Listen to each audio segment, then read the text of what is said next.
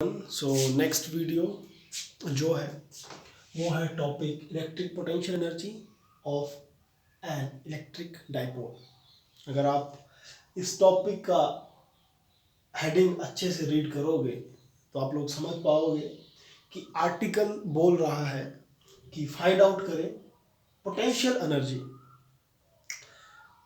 किसी डाइपोल की जब वो किसी इलेक्ट्रिक फील्ड पर प्लेस्ड है।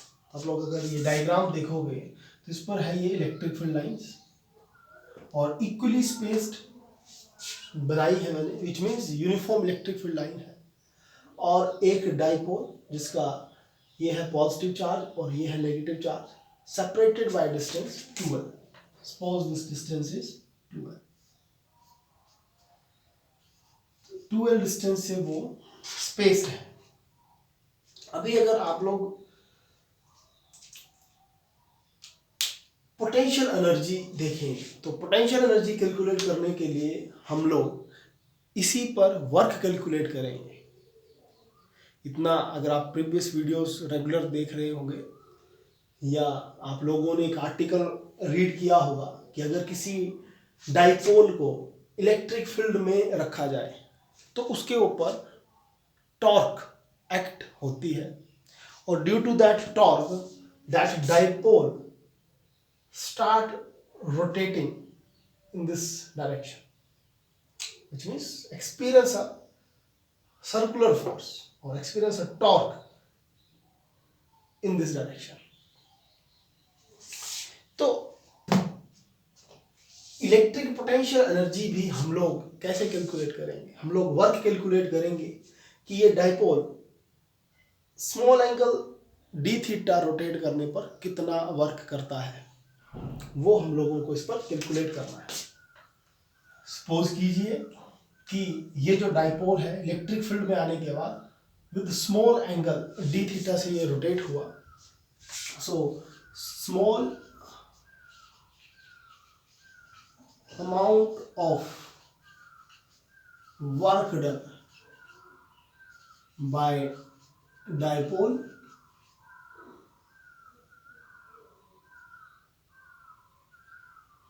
that will be given by dw and that work और small amount of work means उसका d थीटा एंगुलर डिस्प्लेस होने के लिए, d थीटा डिस्प्लेस होने के लिए जो उसने काम किया।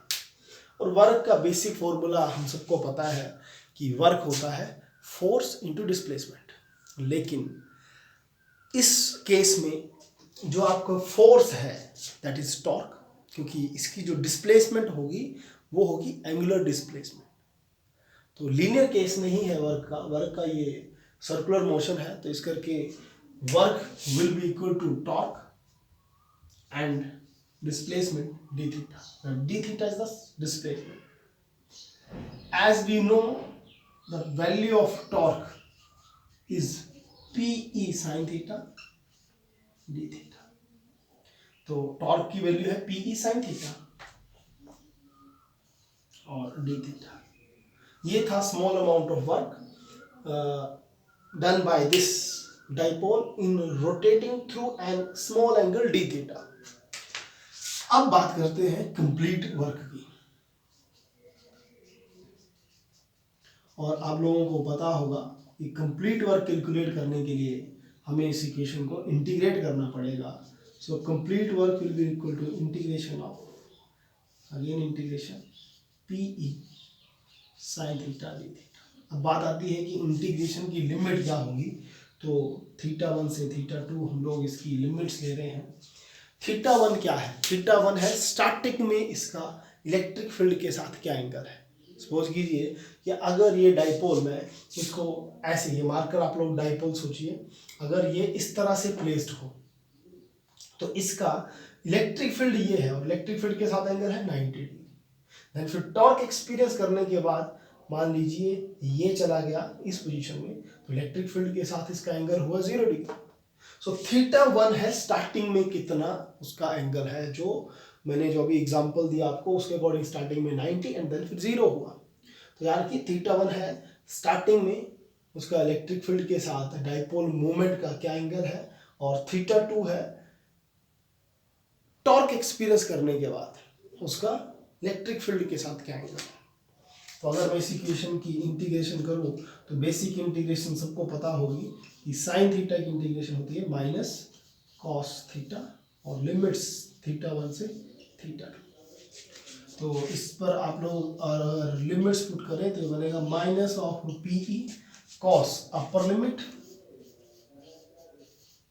Minus cos lower limit.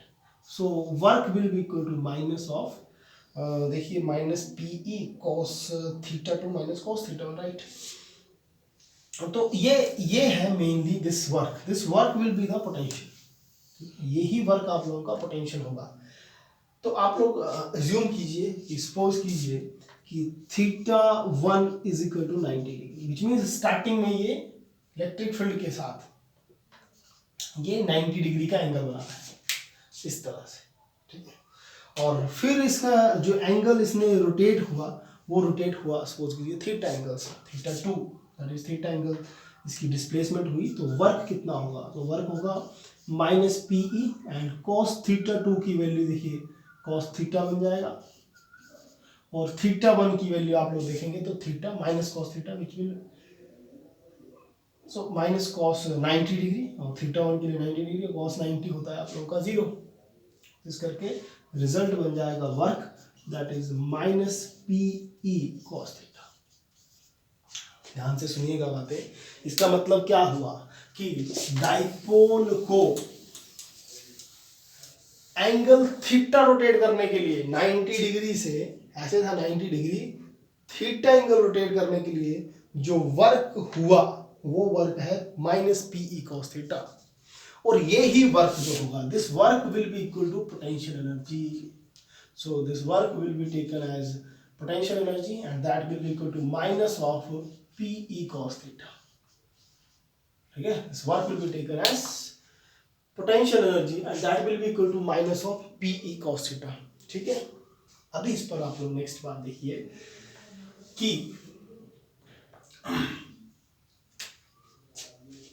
अगर मैं इसका cos थीटा हटाऊं तो आप लोगों को पता होगा कि cos theta will be replaced by dot, so this will be the potential energy.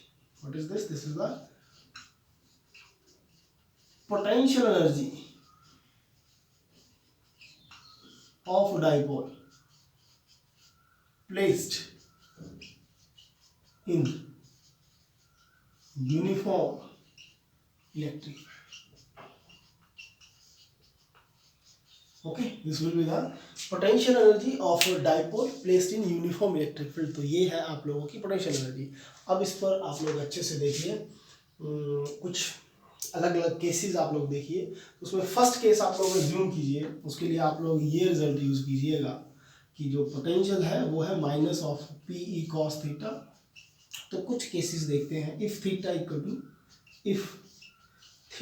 To 0 degree, क्या मतलब होगा, अगर थीटा की वैल्यू 0 डिग्री होगी विच मीन्स थीटा क्या था, फाइनल, क्योंकि थीटा 2 था आप लोगों का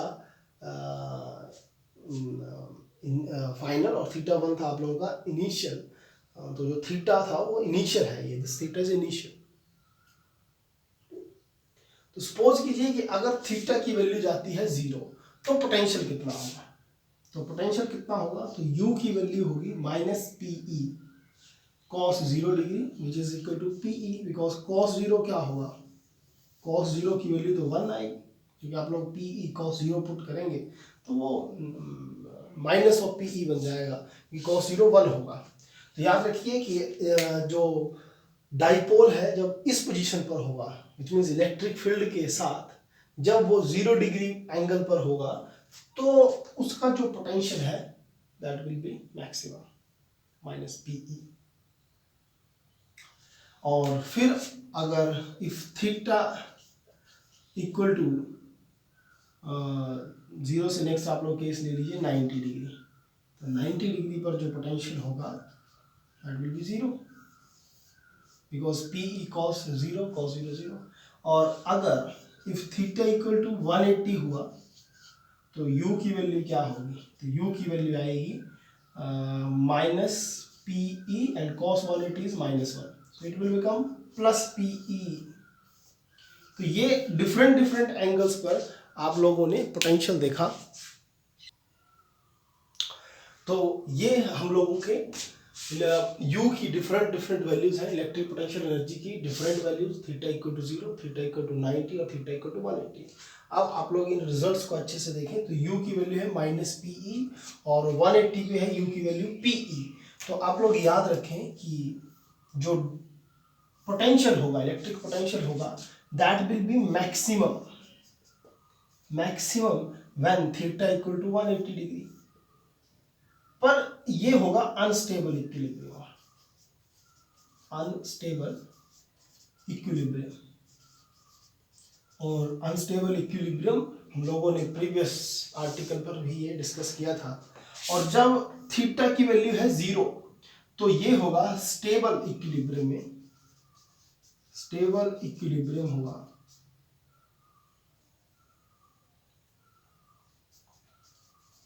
स्टेबल इक्विलिब्रियम होगा और पोटेंशियल की जो वैल्यू है वो होगी मिनिमम। यू की वैल्यू क्या है? This is minimum value. तो याद रखिएगा कि पोटेंशियल मिनिमम कब होगा? जब आपका डाइपोल इलेक्ट्रिक फील्ड की डायरेक्शन में होगा तो आपका इलेक्ट्रिक पोटेंशियल होगा मिनिमम। और मैक्सिमम तब होगा जब डाइपोल आपका एंटी पैरेलल होगा। और पैरेलल है या एंटी पैरेलल है ये चेक करने के लिए आप लोग इलेक्ट्रिक डाइपोल मूवमेंट और इलेक्ट्रिक फील्ड की डायरेक्शन को आपस में देखिएगा। जैसे इलेक्ट्रिक फील्ड की अगर इस केस में मैं बात करूं तो electric dipole moment P negative से पॉजिटिव ये है और इलेक्ट्रिक फील्ड है इस डायरेक्शन में, तो एंगल हुआ थीटा। अगर ये इस लाइन में आएगा तो ये बन जाएगा 0 और ऑपोजिट हो गया, ये पॉजिटिव इस तरफ मूव करेगा और नेगेटिव इस तरफ, तो ये बनेगा एंटी पैरेलल। तो याद रखिए कि जब आपका थीटा होगा 0 which means parallel electric dipole movement is parallel to electric field, there will be minimum potential energy, but it is in stable equilibrium, while theta is 180 degree, which means electric dipole moment is anti-parallel to electric field. It will have maximum potential energy, but it will be in unstable equilibrium. I hope आप लोगों को article clear हुआ होगा। Thank you.